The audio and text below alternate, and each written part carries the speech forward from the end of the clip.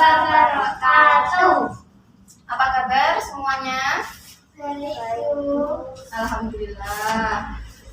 Sebelum pelajaran dimulai, kita berdoa terlebih dahulu. Berdoa mulai. Selesai. Oke, sebelum pelajaran dimulai, Ibu absen terlebih dahulu ya. Ahmad, kemana Ahmad? Oh, sakit. Semuanya? Ada yang sakit lagi? Oh, tidak ya. Oke, tetap jaga kesehatan ya. Oke, sebelum kita mulai pelajaran hari ini, yang pelajaran kemarin ada yang ditanyakan lagi? Boten. Oke, sekarang kita buka bukunya. Kita akan membahas materi mengenai saling menasihati dalam Islam. Bisa dilihat ya PowerPoint-nya di sini sambil dibuka bukunya. Kalian sambil membaca dulu 5 menit. Oke, nah sebenarnya apa sih saling menasihati dalam Islam itu? Nah ini peta konsepnya ya yang akan kita pelajari pada pagi ini.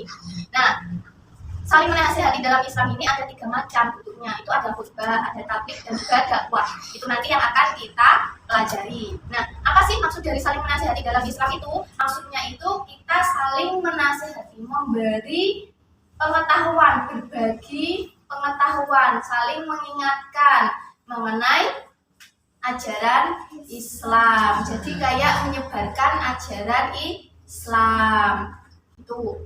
Nah, menyebarkan ajaran Islam ini bukan hanya tugasnya Nabi Muhammad saja kan. Dulu Nabi Muhammad waktu zaman dulu kan yang dakwah pertama kan, yang mendakwahkan Islam pertama kan Nabi Muhammad. Nah, sebenarnya itu bukan hanya Nabi Muhammad saja. Sekarang kita juga harus bisa berbagi, berdakwah tentang ajaran Islam ya. Nah, yang pertama yang akan kita bahas yaitu khutbah. Bisa dilihat ya di PPT-nya ini. Khutbah itu berasal dari kata khotobah yaktubu khutbatan. Itu artinya memberi nasihat. Memberi nasihatnya ini dalam kegiatan ibadah. Seperti apa contohnya? Sholat Jumat, kayak sholat Jumat itu. Terus Idul Fitri, Idul Adha. Jadi biasanya si cowok-cowok di sini kan kalau sholat Jumat mesti ada khutbah Jumatnya toh. Nah, itu khutbah itu juga termasuk hal dalam menasihati dalam Islam. Selanjutnya itu, sedangkan menurut istilah khutbah itu artinya apa?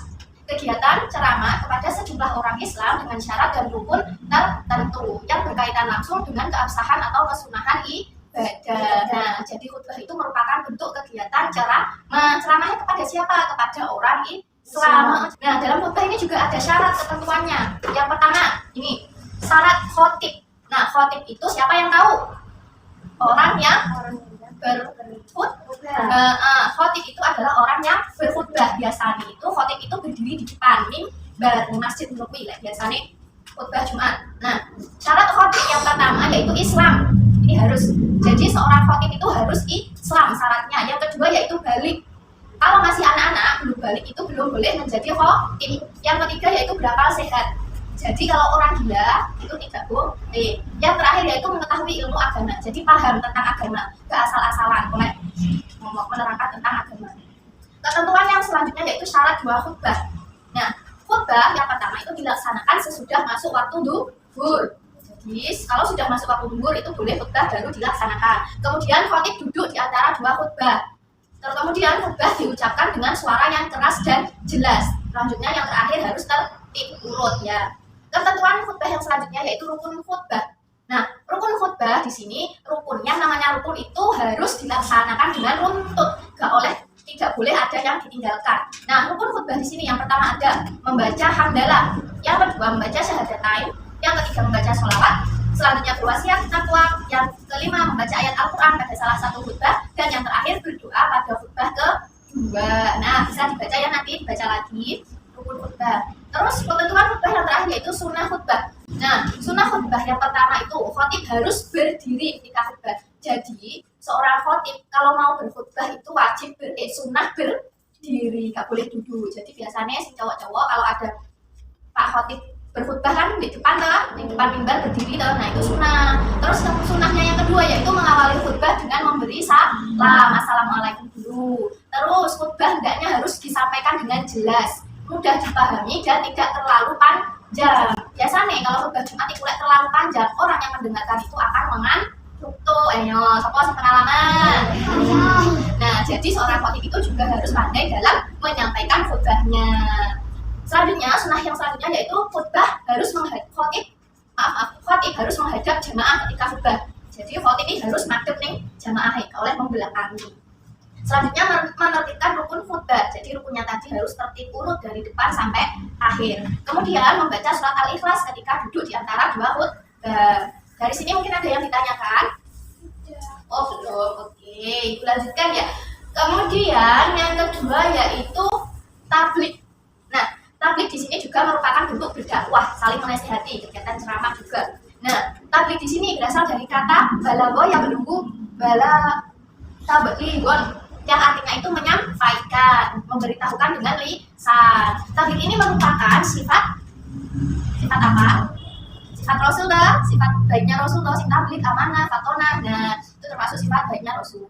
Nah, sedangkan menurut istilah di sini tablik itu merupakan bentuk kegiatan menyampaikan pesan Allah secara lisan kepada satu orang atau beberapa orang untuk diketahui dan diamalkan isinya. Nah, tablik ini juga hampir sama dengan khutbah.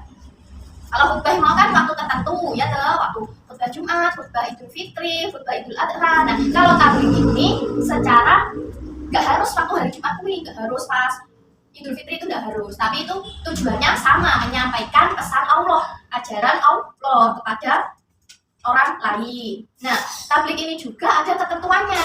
Yang pertama syarat mubalik. Mubalik itu orang yang menyampaikan tablik, mubalik namanya. Yang pertama yaitu Islam, yang kedua balik, yang ketiga berakal, dan yang keempat mendalami ajaran Islam. Syaratnya sama seperti syaratnya seorang khatib. Terus dalam bertablik ini juga ada etikanya, dalam menyampaikan pesan Allah tadi ada etikanya juga. Yang pertama yaitu bersikap lemah lembut, tidak kasar, tidak merusak. Jadi kalau menyampaikan suatu nasihat pesan Allah itu harus dengan lemah lembut, gak oleh makso, niatnya makso, sama gak oleh ini, harus dengan kata-kata yang lembut, tidak mengecewakan orang lain. Kemudian yaitu menggunakan bahasa yang mudah dimengerti. Kemudian yang selanjutnya etikanya yaitu mengutamakan musyawarah dan berdiskusi untuk memperoleh kesepakatan bersama.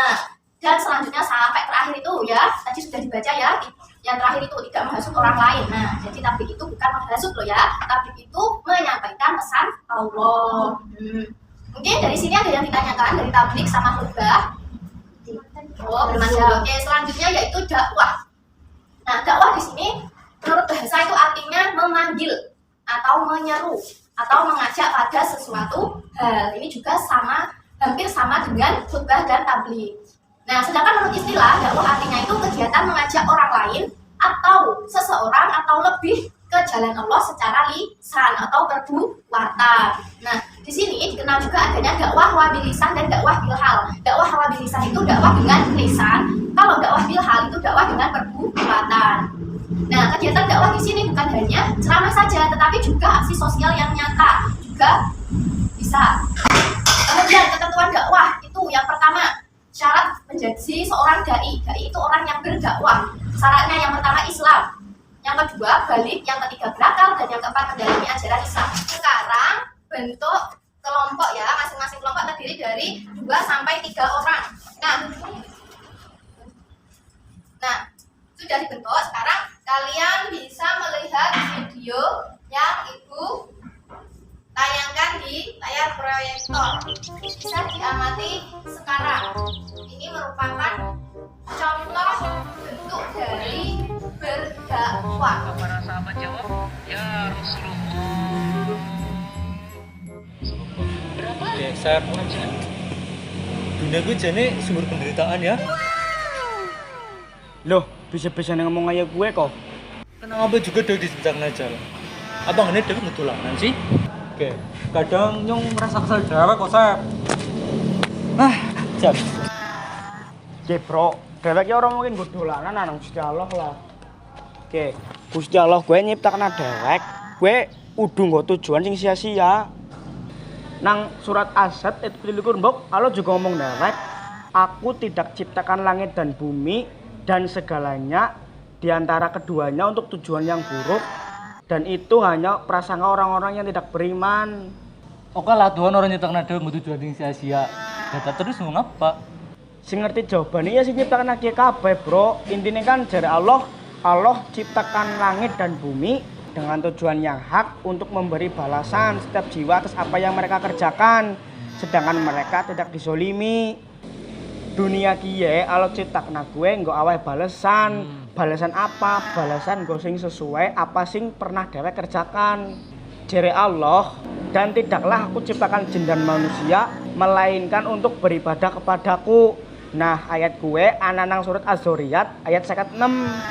Jadi clear ya, Bro. Allah ciptakan dunia kiye nggo tempat dewek beramal karena Gusti Allah ben nyiptakan dewek ya nggo ngibadah. Sing luwih pokok maning status dheweke kur hambane Gusti Allah sing nyiptakan dhewek, sing aweh dhewek rezeki, sing ngaturke kabeh. Sing luwih parah maning sangat tidak tahu diri lah nek dhewek protes karo ketentuane. Tapi kenapa aku sering ngalamin kesusahan, Sep? Uripku akeh banget penderitaan. Aku ngerasa beban uripku abot banget. Lah terus ki artinya apa ki, Sep? Maksudnya apa? Oke, sedurunge kok gugat, jangan-jangan kok sing gawe uripmu ke susah dewek. Bukane Gusti Allah kowe wis aweh dalan sing kepenak, tapi karena kowe ngeyel, kowe milih dalane dewek. Ya kaya piye? Contoh misale kaya Miki, wis jelas-jelas kok tekjak mari ngene numpak motor. Kok malah milih HP-an bae nang kana, jarang ngomong arep mlaku. Nah nek kaya gue, apa susah digawe dewek nang kok? Nah, mengko kok arep balik mlaku, apa karo numpak motor? Mumpung motornya sinang kene. Oh iya ya. Astagfirullah. Wis siapa? Nyemelu kopi lah. Sudah ya, bukunya sudah selesai. Nah, sekarang tugasnya yang tadi bisa dikumpulkan. Nah, sudah dibentuk kelompok ya. Kalian diskusikan dulu mengenai khutbah, tabligh dan dakwah. Nah,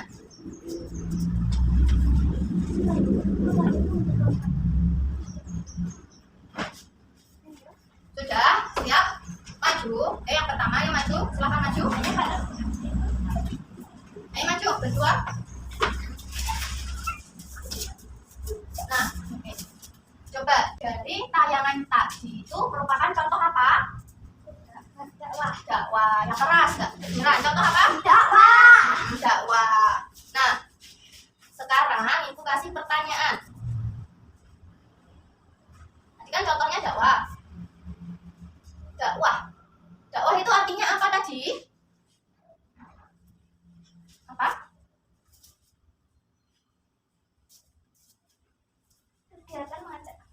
Kegiatan mengajak orang lain, seseorang atau lebih ke jalan Allah Subhanahu wa Ta'ala secara lisan atau perbuatan. Betul. Jadi yang tadi dari video tadi itu seorang pemuda yang mengajak kawannya untuk ke jalan Allah. Begitu. Sudah paham ya? Jadi kalau dakwah itu tidak terikat oleh waktu, kapan saja, di mana saja kita boleh berdakwah. Oke, silahkan, dong. Nah, dari sini sudah paham ya semuanya, sudah anggotanya sudah. Jadi pada intinya itu, pada prinsipnya itu, ketentuan dan cara khutbah itu